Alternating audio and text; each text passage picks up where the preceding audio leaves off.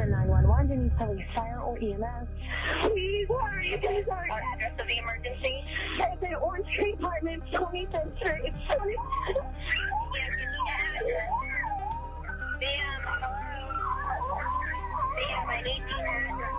Sir, this is 911. We have a lot of help on the way. I just need to be able to confirm if she is conscious and breathing. No, I think she's dead. Okay. Is there any way, do you think that we can go in there and get her flat on her back? We need to start CPR until the paramedics can get there. There's nothing. I don't want to. I mean, this is a real gruesome kind of thing. Okay, so she is past, you believe she's past doing CPR? I do, and I also believe that we've got a time thing here that I don't want to disturb. Can you give me the female's name, please? Her name's Jennifer Caves. 제니퍼 케이브는 1984년 3월 12일에 태어났습니다. 그녀는 4남매 중 하나였습니다. 제니퍼를 포함한 6명의 가족은 평화로운 환경에서 지냈습니다. 어린 시절의 제니퍼는 열정적이었습니다. 공부도 잘했지만 그 외 모든 것들에 최선을 다했습니다. 예를 들면 그녀가 속해 있었던 치어리더 같은 것들입니다. 그녀가 고등학교에 다닐 때까지만 해도 모든 것은 순탄했습니다. 하지만 부모님이 이혼하게 됩니다. 그 이유는 그녀의 아버지가 알코올 중독자였기 때문에 어머니가 더 이상 견딜 수 없었기 때문입니다. 어머니는 새로운 동반자인 짐 세드윅이라는 남자를 만났고 그는 제니퍼를 친딸처럼 여겼습니다. 그들은 텍사스주로 이사했고 제니퍼는 그곳의 고등학교를 졸업했습니다. 그리고 텍사스 주립대학교를 입학하였지만 그녀는 유전적인 영향인지 알코올과 마약에 중독이 됐고 한 학기 만에 대학을 중퇴하게 됐습니다. 결국 그녀는 식당에서 웨이트리스를 하면서 지내게 됐습니다. 콜트는 누가 뭐라고 해도 엄친아로 불릴 정도의 학생이었습니다. 하지만 뛰어난 능력과는 별개로 성격이 매우 나빴습니다. 예를 들어 요색 인종에 대해서는 서슴없는 인종차별 발언과 폭력을 행사했고 자신의 뛰어난 지식으로 교사들을 놀리기도 했습니다. 그는 고등학교를 졸업하면서 텍사스 대학교에 장학금을 받고 입학했습니다. 하지만 그도 마약에 중독되어 버립니다. 게다가 스카페이스 같은 영화에 푹 빠져 토니 몬타나가 되고 싶었다고 합니다. 2003년 초 콜트는 음주운전으로 체포됐습니다. 하지만 반성하기는커녕 주위 사람들에게 자신을 더 멋져 보이게 하고 싶어서 카운티 감옥에 잠시 머물렀습니다. 가족들과 친구들은 그가 완전히 망가진 것을 보고 연을 끊게 됐습니다. 그 결과 그가 혼자 사는 집은 마약 소굴이 됐고 텍사스 대학교는 그를 정학시키기로 했습니다.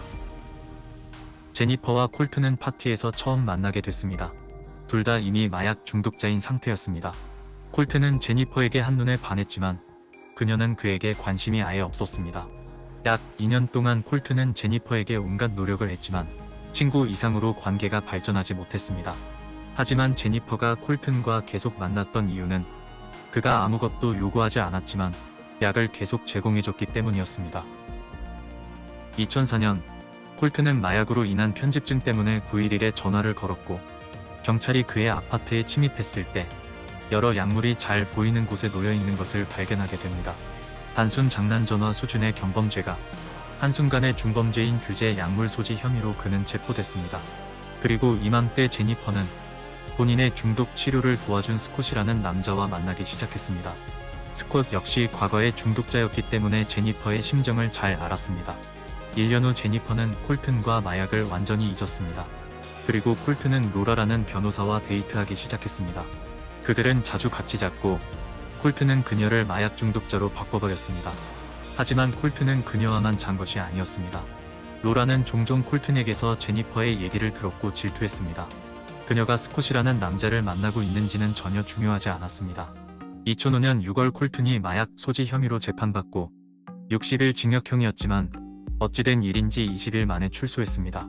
이 무렵 제니퍼는 스콧과의 관계가 올바른 것인지 확신이 없었습니다. 그와 가족이 될 준비도 안 됐고 그에게 경제적인 부분을 의존하는 것도 재미가 없었습니다.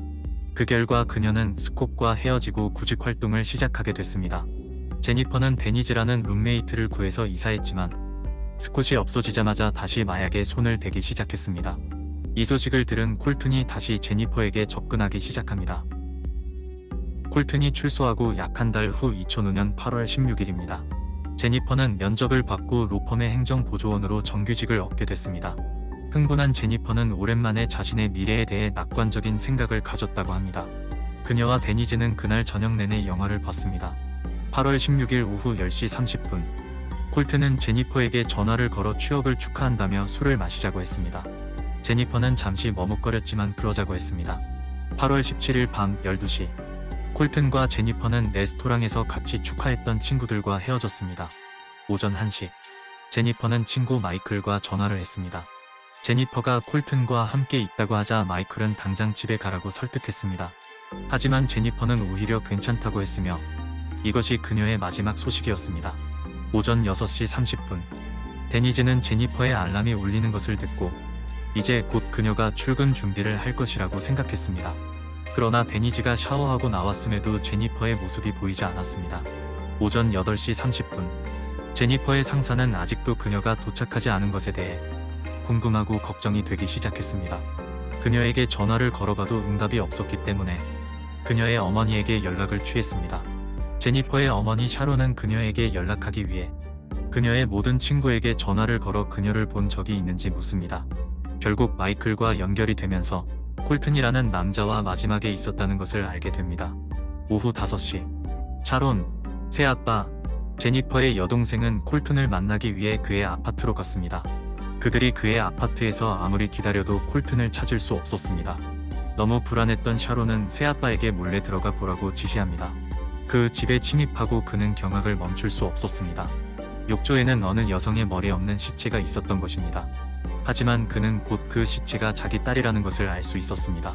바로 그녀가 입고 있던 초록색 옷과 주근깨가 있는 발로 알 수 있었습니다. 범인들은 그녀의 머리와 손을 분리했었습니다. 아마 얼굴과 지문이 없게 만들어서 피해자가 누구인지 모르게 만들려는 속셈이었을 것입니다. 나중에 바닥에 있는 검은색 쓰레기 봉투에서 그녀의 머리와 손이 발견됐습니다. 충격을 받은 그는 곧장 샤론에게 돌아갔지만 그녀에게 모든 진실을 말해주기에는 너무 끔찍한 장면이었습니다. 제니퍼는 몸통에 총상을 입고 사망했다는 것을 아셔야 합니다. 그녀를 죽인 살인자는 얼굴과 몸 전체의 여러 곳을 18번이나 찔러 그녀의 시체를 절단했습니다. 하지만 가장 소름 끼치는 부분은 이제 시작입니다. 제니퍼의 엑스레이 사진에서 왼쪽 관자놀이 쪽에 총알이 발견됐습니다. 하지만 아무리 살펴봐도 총알이 머리를 뚫고 지나간 흔적이 없었습니다. 그녀의 머리를 분리한 후 목을 통해 머리 쪽으로 총을 쐈기 때문입니다. 이번 사건의 유력한 용의자는 무조건 콜튼입니다. 콜튼의 차량은 여전히 아파트에 주차되어 있어서 그가 어떻게 이동했는지 아무도 알 수 없었습니다. 하지만 멍청하게도 그는 본인의 휴대폰을 가지고 있었고 그 신호는 멕시코 국경을 향해 가고 있는 것을 확인할 수 있었습니다. 제니퍼의 시신을 발견하고 하루가 지난 8월 18일 콜튼과 로라는 멕시코에 도착했습니다. 그들은 멍청하게도 멕시코와 미국 국경에 맞닿아 있는 피에드라스 네그라스 홀리데이 호텔에 머물렀습니다. 5일 후 8월 23일 그들은 멕시코 수화팀에 의해서 체포됐고 바로 미국으로 보내졌습니다. What's gonna happen? You're gonna go to jail. What did I? You gotta tell the truth. Alright. Colton let you in. I sat down. I saw the first, and I was just like, "What is this?" And I was like, "Who is this?" And he goes, "Shh. You gotta." The body? There's a body in the bathtub. There's a machete on top of it. He said he was just gonna cut up his body. Did he ask you to help him? No. He told me to get out of there. 2007년 1월 29일 월요일 콜튼은 살인 혐의로 55년형을 선고받고 형의 절반을 살면 가석방될 자격을 받았습니다. 그가 가석방을 바로 나오게 된다면 51세가 될 것입니다. 로라의 경우 제니퍼의 절단된 목에 총상을 포함하여 그녀의 절단된 부분에서 로라의 DNA 증거를 발견했습니다. 그녀는 콜튼이 도주할 때 도운 죄와 제니퍼에 대한 질투심으로 인한 시신을 분해하는 등의 행위로 유죄를 선고받았습니다. 2009년 로라는 유죄 판결에 항소했고 2010년에 그녀는 10년형을 선고받고 16,000달러의 벌금형을 선고받았습니다. 콜튼은 텍사스에 있는 최대 보안 주교도소에 수감됐습니다.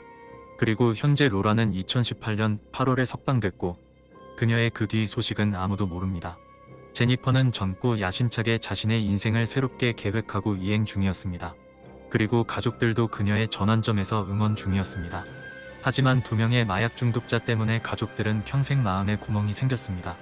이번 영상이 흥미롭고 재밌으셨다면 구독과 좋아요 부탁드리며 여러분의 의견도 남겨주시면 감사하겠습니다.